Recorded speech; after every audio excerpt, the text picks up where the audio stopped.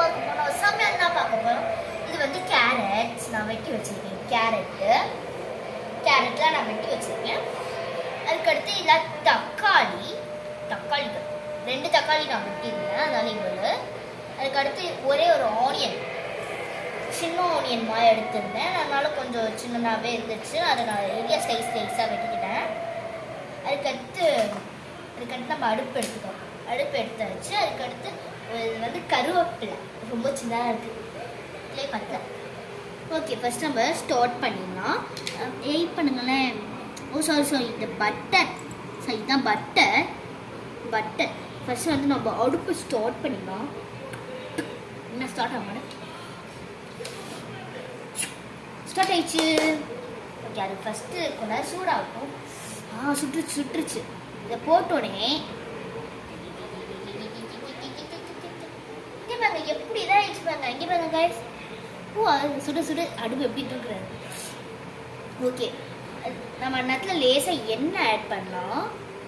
எப்பா ஏன்னா புகை ஊட்டல் வந்து நம்ம வெட்டி வச்சத கேரட்டை போடலாம். Wow super. ஃபஸ்ட்டு கிண்டலாம்.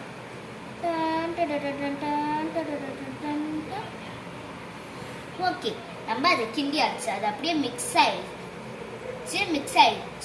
அதுக்கடுத்து வாங்க நம்ம தக்காளிகளை போடலாம். தக்காளி கிண்டணும் கிண்டியாச்சு. கிண்டக்கப்புறம் நம்ம வெங்காயம் போடலாம்.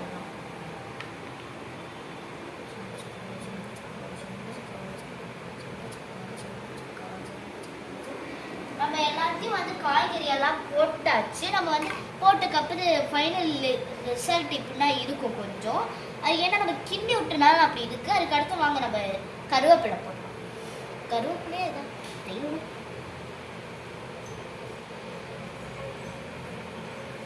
வச்சு போட்டாச்சு. இப்போ ஓகே, நம்ம வந்து இதை வந்து ஒரு பிளேட்ல வச்சு சாப்பிட்டு பார்க்கலாம். வெயிட் பண்ணுங்க.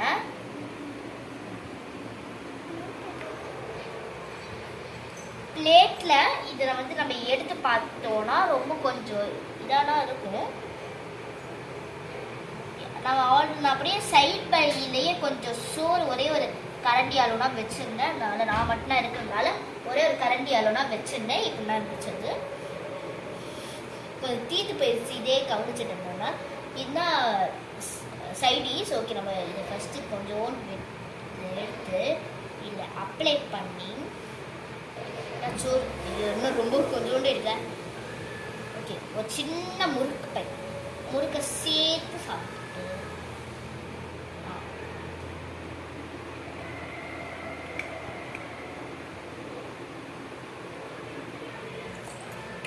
செம்ம டேஸ்ட் கைஸ். ஓகே, அடுத்த பீஸ் கொஞ்சோண்டு சேர்த்து சாப்பிட்றோம். முறுக்கு அதுக்குள்ளே காலி ஆயிடுச்சு. Super taste. இன்னும் கொஞ்சோண்டு சாப்பிடலாம். சைடிஸ் மட்டும் நிறைய எடுக்கணும், ஏன்னா பொட்டேட்டோ மாதிரி இதுவும் டேஸ்டாக இருக்கு. நீங்கள் இதை வந்து கிளே ஃபுல்லாக கிளேனா அதுக்குன்னு வீட்டில் அப்படியே கிளே சாப்பிட்றாங்க யாரும். பெசஞ்சு சாப்பிட்டு ஓகே, அதுக்கடுத்து இன்னொரு இதை பண்ணலாம்.